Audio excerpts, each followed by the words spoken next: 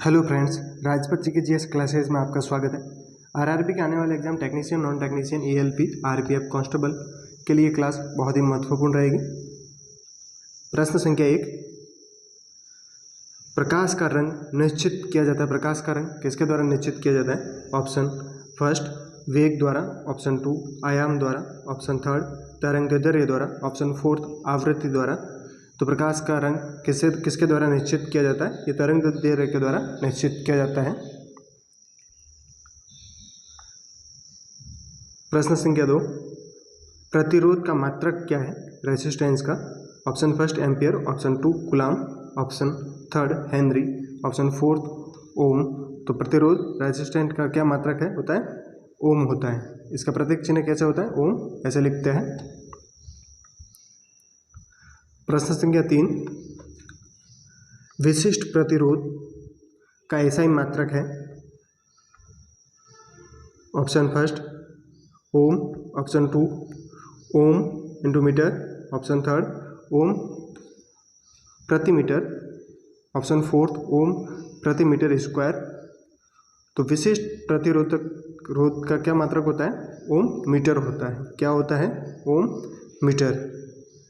ये विशिष्ट प्रतिरोध या प्रतिरोधकता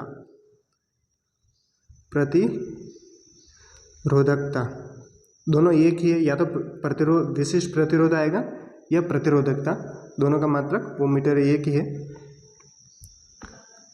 प्रश्न संख्या 4, यदि 3 ओम और 6 ओम के प्रतिरोध समांतर क्रम में जोड़े जाए तो संपूर्ण प्रतिरोध होगा किस क्रम में? समांतर क्रम में जोड़े गए। कितने ओम के? एक 3 ओम का है और एक 6 ओम के प्रतिरोध है। इसको दोनों को समांतर क्रम में जोड़ा गया है। तो इसके लिए एक फॉर्मूला याद रखना, ऊपर वाले जो ओम दे रखा है दो संख्याओं के लिए ही लागू होगा। तो इन दोनों को मल्टीप्लाई करना है और नीचे इन दोनों संख्या को जोड़ना है। तो 3 + 6 तो कितना हो जाएगा? 3 × 6/9 हो गए। अब 3 से काटोगे तो 3 बार और 3 से काटा तो 2। तो ऑप्शन आंसर क्या आया? 2 ओम। आंसर क्या आ गया? 2 ohm. Option number 3 right option. प्रश्न संख्या 5, तड़ित चालक का आविष्कार किसने किया? ऑप्शन फर्स्ट ग्राहम बेल ने, ऑप्शन 2 लॉर्ड लिस्टर ने, ऑप्शन 3 बेंजामिन फ्रैंकलिन ने, ऑप्शन 4 आइंस्टीन ने। तो तड़ित चालक का आविष्कार किसने किया था? बेंजामिन फ्रैंकलिन ने किया था। Option number 3 right option. प्रश्न संख्या 6, डायोड वह युक्ति है जो धारा को ऑप्शन फर्स्ट एक दिशा में प्रवाहित होने देती है, ऑप्शन 2 दोनों दिशाओं में प्रवाहित होने देती है, ऑप्शन 3 किसी भी दिशा में प्रवाहित होने नहीं देती है, ऑप्शन 4 उपयुक्त में से कोई नहीं। तो डायोड है वह युक्ति है जो धारा को एक दिशा में प्रवाहित होने देती है। ऑप्शन नंबर फर्स्ट राइट रहेगा। अगर चैनल में फर्स्ट बार है तो चैनल को सब्सक्राइब, लाइक और शेयर कीजिए। आने वाले एग्जाम के लिए इस चैनल के माध्यम से आपको साइंस, मैथ्स, रीजनिंग और करंट अफेयर्स की क्लासें प्रोवाइड करवाई जाएगी।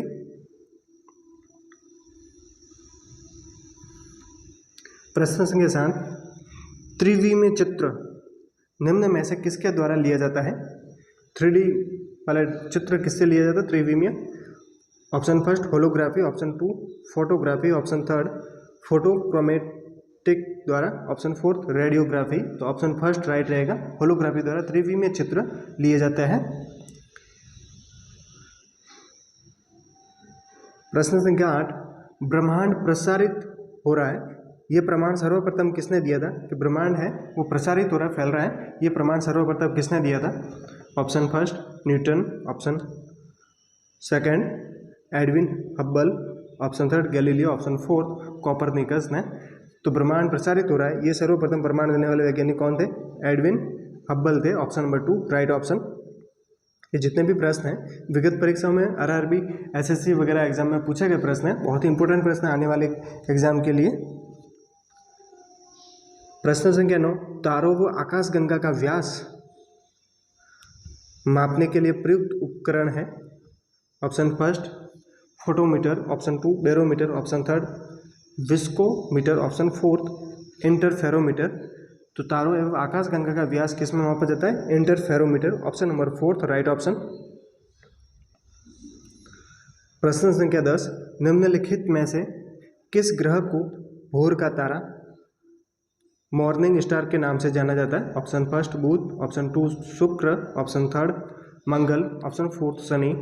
तो सेकंड ऑप्शन शुक्र राइट रहेगा। भोर के तारा के रूप में किसे जाना जाता है? कौन से ग्रह को? शुक्र ग्रह को।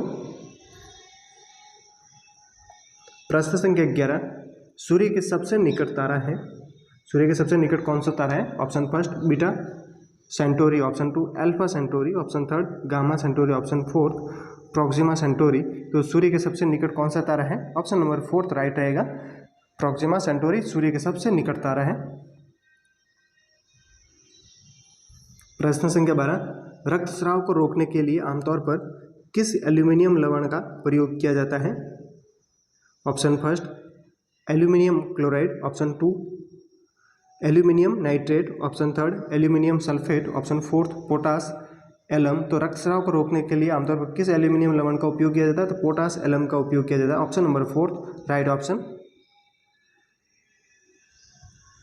प्रश्न संख्या 13, निम्नलिखित में से किस यौगिक का उपयोग अग्निरोधक कपड़ा बनाने में किया जाता है? कौन से कपड़े? अग्निरोधक कपड़े बनाने में उपयोग किया जाता है। Option first sodium sulphate, option 2 magnesium sulphate, option third ferrum sulphate, option fourth aluminium sulphate. तो अग्निरोधक कपड़े किससे बनाए जा सकते हैं? एल्यूमिनियम सल्फेट से। किससे? Aluminium sulphate. Option number 4 right option रहेगा। प्रश्न संख्या 14, यद्यपि भूमंडल में एल्यूमिनियम की मात्रा लोहे से अधिक है, भूमंडल में सर्वाधिक पाया जाने वाला तो कौन सा? तो एल्यूमिनियम है, लेकिन मात्रा अधिक है लोहे से, फिर भी एल्यूमिनियम लोहे से महंगा है। उसका क्या कारण है? क्योंकि ऑप्शन फर्स्ट एल्यूमिनियम लोहे की अपेक्षा अधिक प्रयुक्त होता है, ऑप्शन 2 एल्यूमिनियम लोहे की अपेक्षा अधिक मिश्र धातु बनाता है, ऑप्शन थर्ड एल्यूमिनियम निर्मित उपकरणों की मांग लोहे के उपकरणों से अधिक है, ऑप्शन फोर्थ एल्यूमिनियम उत्पादन की धात्विक विधियाँ लोहे की अपेक्षा अधिक खर्चीली है। ऑप्शन नंबर 4 राइट रहेगा। एल्यूमिनियम उत्पादन की धात्विक विधियाँ लोहे की अपेक्षा अधिक खर्चीली है। जो धात्विक उसको अलग किया जाता है, तो एल्यूमिनियम की जो विधियाँ है वो अधिक खर्चीली होने की वजह से उसकी रेट बढ़ जाती है, अधिक महंगा है। प्रश्न संख्या 15, प्लास्टर ऑफ पेरिस बना होता है, प्लास्टर ऑफ पेरिस किससे बना होता है? Option first marble, option 2 cement, option third gypsum, option fourth चुना पत्थर। तो प्लास्टर ऑफ पेरिस किससे बना होता है? ये जिप्सम से। जिप्सम क्या होता है? कैल्शियम सल्फेट 0.2 H2O होता है। क्या होता है? 0.2 H2O होता है। जब ये प्लास्टर ऑफ पेरिस बन जाता है तो क्या होता है? प्लास्टर ऑफ पेरिस का कैल्शियम सल्फेट अर्ध हाइड्रेट या हेमी हाइड्रेट आधा जल का अणु होता है। ये प्लास्टर ऑफ POP का फॉर्मूला होता है। किसका? Plaster POP, plaster of Paris किससे बनाया जाता है? ये फॉर्मूला जिप्सम का याद रखना है, जिप्सम का। इससे जिप्सम से POP बनाई जाती है, प्लास्टर ऑफ पेरिस। प्रश्न संख्या 16, निम्नलिखित में से कौन सा लोहे का एक अयस्क है? Option first haematite, option 2 chromite, option third malachite, option fourth bauxite. तो लोहे का अयस्क कौन सा है? ऑप्शन नंबर फर्स्ट राइट रहेगा, हेमेटाइट लोहे का अयस्क है। प्रश्न संख्या 17, पृथ्वी के गर्भ में दूसरा सबसे ज़्यादा पाया जाने वाला धातु कौन सा है? ऑप्शन फर्स्ट लोह, ऑप्शन 2 एल्यूमिनियम, ऑप्शन थर्ड तांबा, ऑप्शन फोर्थ जस्ता। तो पृथ्वी में गर्भ में दूसरे सबसे ज़्यादा पाया जाने वाला धातु कौन सा है? तो लोहा है। पहले स्थान पर एल्यूमिनियम आ जाएगा, दूसरे स्थान पर लोहा। प्रश्न संख्या 18, निम्नलिखित में से कौन सा एक संक्रमण धातु है? संक्रमण धातु कौन सा जो डी ब्लॉक में आते हैं? Option first aluminium, option 2 manganese, option third magnesium, option fourth calcium. तो ऑप्शन 2 राइट रहेगा, मैग्नीज है वो संक्रमण धातु है। चौक का रासायनिक नाम क्या है? चौक है उसका रासायनिक नाम क्या है? Option first calcium sulphate, option two calcium nitrate, option third calcium carbonate, option fourth calcium phosphide. तो चौक है उसका रासायनिक नाम क्या है? Calcium carbonate. Option number third right रहेगा। इसका फॉर्मूला क्या रहता है? CaCO3 calcium carbonate. अगर आपको मार्बल संगमरमर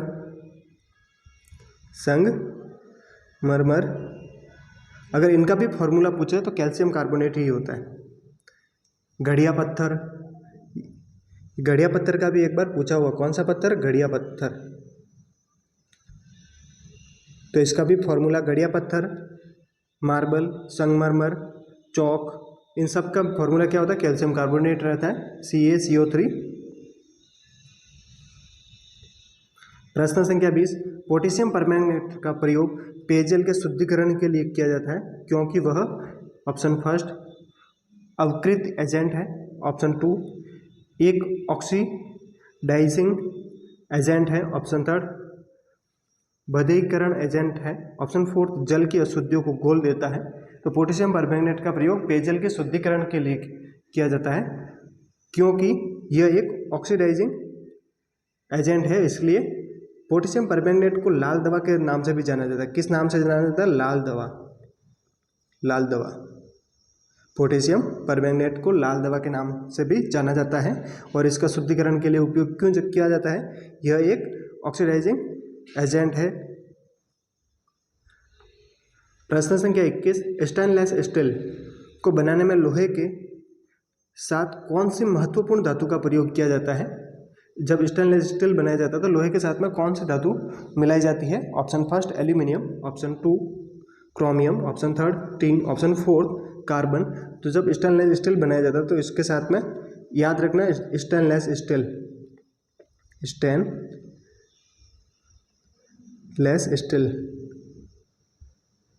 तो ये तीन से मिलकर बना होता है। क्या याद रखना? एक शॉर्ट ट्रिक है कॉलोनी। क्या याद रखनी है?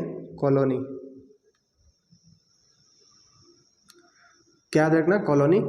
तो को से क्रोमियम, लो से लोहा और नी से निकेल। क्या? निकेल। इन तीनों से मिलकर स्टेनलेस स्टील बनाया जाता है।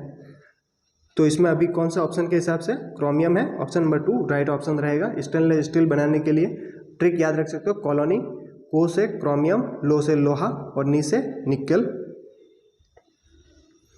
प्रश्न संख्या 22, विद्युत तापी साधन के लिए तापिक घटक बनाने के लिए जिस मिश्र धातु का प्रयोग किया जाता है वह कौन सी है? आपने देखा कि विद्युत तापी साधन होते हैं, उनको बनाने के लिए विद्युत घटक तापी घटक होता है, वो किस मिश्र धातु का उपयोग किया जाता है? उनका बनाए, जैसे पानी गर्म करने की रॉड है, option first German silver, option two solder, option third मिश्र धातु इस्पात, ऑप्शन फोर्थ नाइक्रोम। तो ऑप्शन फोर्थ राइट रहेगा। नाइक्रोम का उपयोग मिश्र विद्युत तापी उपकरणों के रूप में उपयोग किया जाता है। जैसे विद्युत केतली है, विद्युत चूल्हा है, उसमें लगी हुई, जैसे विद्युत चूल्हा होता है उसके ऊपर लगी हुई थी क्रोमियम की छड़ें होती है।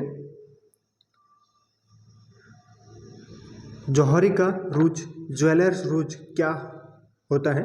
Option first ferric oxide, option two ferrous oxide, option third ferric carbonate, option fourth ferrous carbonate. तो जौहरी रूज क्या होता है? ऑप्शन फर्स्ट राइट रहेगा, फेरिक ऑक्साइड होता है। प्रश्न संख्या 24, जंग लगने के लिए 3 घटक होने आवश्यक होते हैं। ये 3 घटक कौन कौन से हैं? Option first helium, option two hydrogen, option two nitrogen. तो इसमें तो लोहा है ही नहीं, क्योंकि जंग किसे लोहे की बात चल रही है, तो ये गलत रहेगा। ऑप्शन टू लोहा, नाइट्रोजन और आर्द्रता। अभी नाइट्रोजन का कोई योगदान नहीं रहता है, इसलिए ये भी ऑप्शन गलत। ऑप्शन थर्ड स्टील, लोहा और ऑक्सीजन। अभी स्टील तो जंगरोधी होता है, इसमें स्टील मिलने लगता है, ये भी गलत हो गया। ऑप्शन फोर्थ लोहा, ऑक्सीजन और आर्द्रता। तो ये सही है, लोहा है, ऑक्सीजन है O2 और आर्द्रता या पानी भी आ सकता है। तो ये 3 घटक है, लोहा, ऑक्सीजन और पानी, ये तीनों होंगे तो जंग लगने के आवश्यक एक घटक है। गैल्वेनीकरण एक प्रक्रिया है जिसमें लोहे की वस्तुओं पर खाली जगह से बचाने के लिए जिंक की परत चढ़ाई जाती है। किसकी परत चढ़ाई जाती है? जिंक की परत चढ़ाई जाती है लोहे पर। उसको क्या कहते हैं? उस क्रिया को गैल्वेनीकरण कहते हैं। तो किससे बचाने के लिए? ऑप्शन फर्स्ट विघटित होने, ऑप्शन टू जंग लगने, ऑप्शन थर्ड संरक्षित होने, ऑप्शन फोर्थ मुड़ने। तो लोहे की वस्तुओं पर जंग लगने से बचाने के लिए उसमें जिंक की परत चढ़ाई जाती है। ऑप्शन नंबर 2 राइट रहेगा। प्रश्न संख्या 26, जब लोहे की कील में जंग लगती है तब आयरन ऑक्साइड बनता है, ऐसी स्थिति निर्मित होती है। जब लोहे की कील है उसमें जंग लगती है तब आयरन ऑक्साइड बनता है। क्या बनता है? जंग लगी हुई कील आयरन ऑक्साइड बन गया। तो इस स्थिति में क्या होता है? कील के भार में बिना कोई परिवर्तन हुए, ऑप्शन 2 कील के भार में कमी के साथ, ऑप्शन थर्ड कील के भार व रंग में बिना कोई परिवर्तन हुए, ऑप्शन फोर्थ कील के भार के बढ़त के साथ। तो ऑप्शन फोर्थ राइट रहेगा। जब लोहे पर लोहा है उसमें अगर जंग लग रहा है तो याद रखना भार में वृद्धि होगी, भार में बढ़त होगा, वृद्धि बढ़ेगा और रंग परिवर्तन होगा। रंग कौन सा हो जाता है? बुरा रंग हो जाता है, ब्राउन। प्रश्न संख्या 27, सूचना राजपथ किसे कहते हैं? सूचना राजपथ किसे कहा जाता है? ऑप्शन फर्स्ट ईमेल को, ऑप्शन 2 पेजर को, ऑप्शन थर्ड सेल्यूलर फोन को, ऑप्शन फोर्थ इंटरनेट को। तो सूचना राजपथ किसे कहा जाता है? ऑप्शन नंबर 4 राइट रहेगा। इंटरनेट को कुछ भी आपको इन्फॉर्मेशन चाहिए, सूचना चाहिए तो किस पे आप सर्च करते हो? इंटरनेट पे करते हो।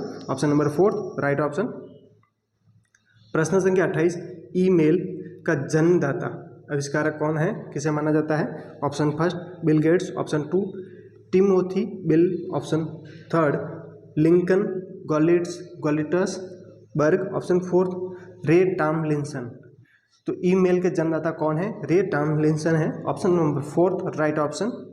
ये प्रश्न इंपोर्टेंट है, 2-3 बार आरआरबी और एसएससी ने पूछा हुआ प्रश्न है। प्रश्न संख्या 29, भारत का प्रथम कंप्यूटरीकृत डाकघर है? ऑप्शन फर्स्ट नई दिल्ली का, option 2 Kolkata, option third Mumbai, option fourth Chennai. तो भारत का प्रथम कंप्यूटरीकृत डाकघर कहाँ पर है? नई दिल्ली में। प्रश्न संख्या 30, सीपीयू का विस्तृत रूप क्या होता है?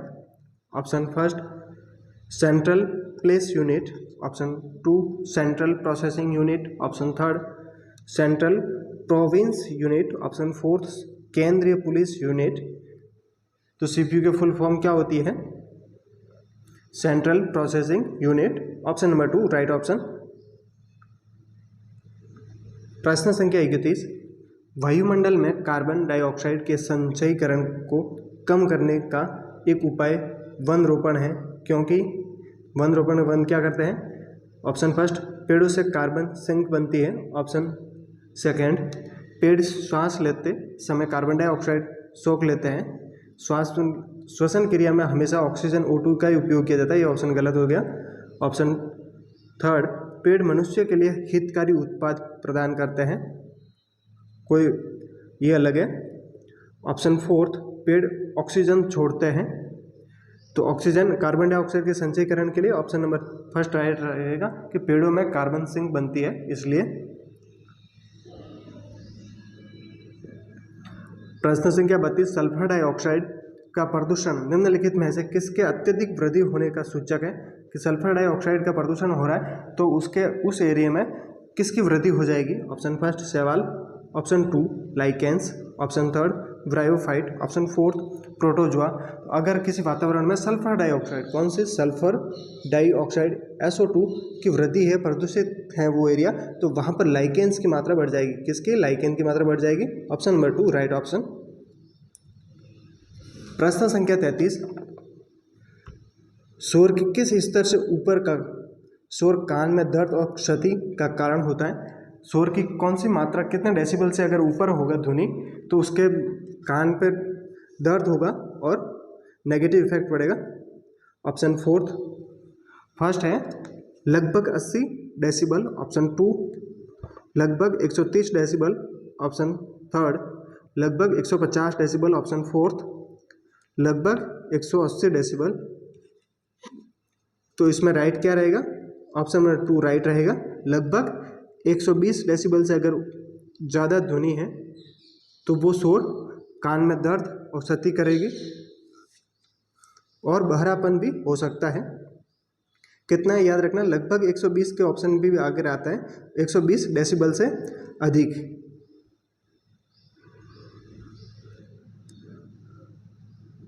एक 120 डेसिबल से अधिक ध्वनि है, 120 130 ये इस आसपास में, तो ये कानों पे दर्द करेगी और कानों को क्षति पहुंचाएगी। और 80 डेसिबल से अधिक की ध्वनि शोर कहलाती है। कितनी? 80 डेसिबल से अधिक की ध्वनि शोर कहलाती है। साधारण बातचीत जब की जाती है नॉर्मल वे, तो उसमें कितने डेसिबल की होती है? तो 50 से 55 के बीच में होती है। निम्नलिखित में से कौन सी ध्वनि प्रदूषण का प्रभाव नहीं है? ऑप्शन फर्स्ट पशुओं की मौत, ऑप्शन 2 ओजोन क्षय, ऑप्शन थर्ड उच्च रक्तचाप, ऑप्शन फोर्थ टिनिटस। तो निम्नलिखित में से ध्वनि प्रदूषण का कारण नहीं है, उसको अलग करना है। तो ओजोन क्षय ये ध्वनि प्रदूषण की वजह से नहीं होता है, ये अल्ट्रावायलेट किरणों की वजह से क्षय हो रहा है, इसमें ध्वनि प्रदूषण का कोई योगदान नहीं है। तो ऑप्शन नंबर 2 राइट रहेगा। ये तीनों ध्वनि प्रदूषण के वजह से होता है। प्रश्न संख्या 35, खाली जगह कचरे में एक कार्बनिक अपशिष्ट वेस्ट होता है। Option first plastic bag, option 2 धातु, ऑप्शन थर्ड सब्जी के छिलके, ऑप्शन फोर्थ ग्लास। तो ऑप्शन थर्ड राइट रहेगा। सब्जी के छिलके हैं, ये कार्बनिक अपशिष्ट है। इसके अलावा ये प्लास्टिक है, ये धातु, तो ये ग्लास मिश्र धातु से बनता है। प्रश्न 36 निम्नलिखित में से कौन सा बिजली उत्पादन का एक पर्यावरण अनुकूल ढंग नहीं है? Option first thermal power, option 2 solar power, option third wind energy, option fourth जैव अपशिष्ट। तो पर्यावरण अनुकूल ढंग कौन सा है? नहीं है, तो ऑप्शन नंबर फर्स्ट राइट रहेगा, थर्मल पावर। प्रश्न संख्या 37, जैव आवर्धन या जैव संचय का कारण क्या है? Option first ozone, option 2 organochlorine, option third lichen, option fourth protein. तो जैव आवर्धन या जैव संचय का कारण क्या होता है? आर्गेनोक्लोरीन, ऑप्शन नंबर 2 राइट ऑप्शन। प्रश्न संख्या 38, निम्नलिखित में से कौन सी समस्या पर्यावरण संबंधी नहीं है? ऑप्शन फर्स्ट वन रोपण, ऑप्शन 2 अम्लीय वर्षा, ऑप्शन थर्ड भोजन का आनुवांशिक संशोधन, ऑप्शन फोर्थ जैव विविधता की हानि। तो पर्यावरण संबंधी समस्या कौन सी नहीं है? वन रोपण, ये पर्यावरण समस्या नहीं है। प्रश्न संख्या 39, चेरनोबिल महाविपदा किसके प्रदूषण का परिणाम है? ऑप्शन फर्स्ट तेल चित्राव, ऑप्शन 2 रेडियोधर्मी अपशिष्ट, option third carbon dioxide, option fourth अम्ल वर्षा। तो चेरनोबिल महाविपदा दुर्घटना है वो किससे संबंधित है? ये रेडियोधर्मी अपशिष्ट से संबंधित है, ऑप्शन नंबर 2 राइट ऑप्शन।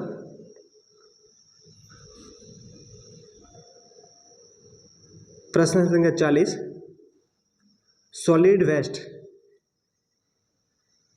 निम्नलिखित में से किस नाम से जाना जाता है? Option first sheds, option 2 toxic waste, option third sludge, option fourth scrubber. तो सॉलिड वेस्ट या ठोस अपशिष्ट, या ठोस अपशिष्ट।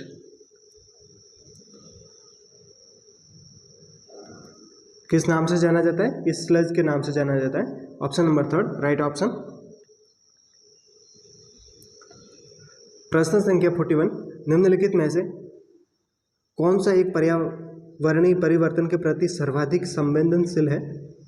कौन से जीव पर्यावरण संबंधित कोई भी परिवर्तन होता है सर्वाधिक संवेदनशील है? ऑप्शन फर्स्ट उभयचर, ऑप्शन 2 सरीसृप, ऑप्शन थर्ड स्तनपायी, ऑप्शन फोर्थ कीट। तो याद रखना ऑप्शन फर्स्ट उभयचर है, वो पर्यावरण के प्रति अति संवेदनशील होते हैं। उसमें उभयचर में कौन कौन से आते हैं?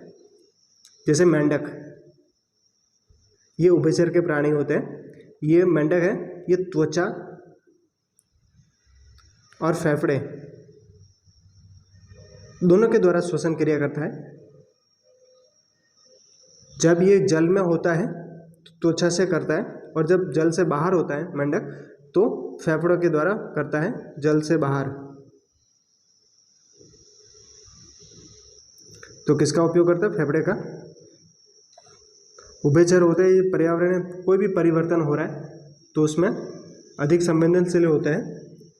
प्रश्न संख्या 42, जेलीफिश किस संघ का एक उदाहरण है? ऑप्शन फर्स्ट संघ टिनोफोरा, ऑप्शन 2 संघ पोरिफेरा, ऑप्शन 3 संघ निडेरिया, ऑप्शन 4 संघ प्रोटोजोआ। तो जेलीफिश है, ये किस संघ से संबंधित है? ये संघ निडेरिया से संबंधित है। Option number 3 right option. प्रश्न संख्या 43, निम्नलिखित में से कौन से जीव में रक्त नहीं होता किंतु वे सांस लेते हैं? ऐसे कौन से जीव है जिसमें रक्त नहीं होता लेकिन श्वसन क्रिया होते हैं, सांस लेते हैं? ऑप्शन फर्स्ट हाइड्रा, ऑप्शन 2 तिलचट्टा, ऑप्शन 3 केंचुआ, ऑप्शन 4 मछली। तो ऑप्शन फर्स्ट राइट रहेगा, हाइड्रा। हाइड्रा में रक्त नहीं होता लेकिन सांस लेते हैं। प्रश्न संख्या 44, निम्नलिखित जीवों में से कौन सा जीव मुकुलन द्वारा प्रजनन नहीं करता है? ऑप्शन फर्स्ट मूंगा, option 2 hydra, option 3 sponge, option 4 Annelida. तो मुकुलन द्वारा जनन नहीं करता है वो कौन सा है?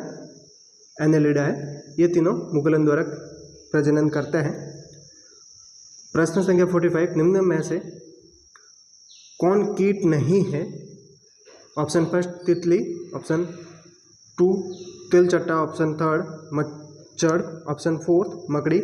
मकड़ी ये कीट नहीं है, ऑप्शन नंबर 4 राइट ऑप्शन। प्रश्न संख्या 46, फेरोमोन सामान्य किसके द्वारा उत्पन्न किया जाता है? ऑप्शन फर्स्ट सांपों द्वारा, ऑप्शन 2 पक्षियों द्वारा, ऑप्शन 3 चमगादड़ों द्वारा, ऑप्शन 4 कीटों द्वारा। तो फेरोमोन्स किसके द्वारा उत्पन्न किया जाता है? ये कीटों द्वारा उत्पन्न किया जाता है। Option number 4 right option. प्रश्न संख्या 47, अधिकांश कीट किस प्रकार श्वास लेते हैं? ऑप्शन फर्स्ट त्वचा से, ऑप्शन 2 क्लोन से, ऑप्शन 3 फेफड़ों से, ऑप्शन 4 वातक तंत्र से। तो अधिकांश कीट किस प्रकार श्वास लेते हैं? ऑप्शन 4 राइट रहेगा, वातक तंत्र से श्वास लेते हैं। प्रश्न संख्या 48, मकड़ियाँ किस जाति के अंतर्गत आती है? Option first Mollusca, option 2 Annelida, option 3 Cnidaria, option 4 arthropoda. तो मकड़ियाँ किस प्रजाति में आती है, किस संघ में? तो आर्थ्रोपोडा में आती है, ऑप्शन 4 राइट ऑप्शन। प्रश्न संख्या 49, मकड़ियों में कितनी जोड़ी आंखें होती है? कितनी जोड़ी पूछी है, याद रखना। ऑप्शन अ 1, ऑप्शन ब 2, ऑप्शन स 4, ऑप्शन द 8। तो कितनी जोड़ी पूछे अगर, तो ऑप्शन नंबर स राइट रहेगा, 4 जोड़ी। कितनी? 4 जोड़ी आंखें होती है मकड़ी में। और अगर टोटल आँख पूछे तो 8 आँख संख्या पूछ ले अगर आँख की संख्या तो 8 आंसर आएगा। और जोड़ी 4 जोड़ी। आज का लास्ट प्रश्न, घोंघा का संबंध किस संघ से है? Option first Chordata, option 2 Mollusca, option 3 Echinodermata, option 4 arthropoda. तो घोंघा का संबंध किस संघ से है? ये ऑप्शन 2 राइट रहेगा, मोलस्का। मोलस्का की एक विशेषता रहती है स्पेशल कि इसका जो ऊपर वाला कठोर कवच होता है वो किसका बना होता है? कैल्शियम कार्बोनेट का कवच। इस संघ के जितने भी होते हैं, केंचुए वगैरह आपने देखा होगा, ऊपर कठोर कवच होता है, वो किसका बना हुआ होता है? कैल्शियम कार्बोनेट का बना हुआ होता है। ये इसकी विशेषता है। चैनल को सब्सक्राइब, लाइक और शेयर कीजिए। मिलते हैं नेक्स्ट क्लास में। Thanks for watching video.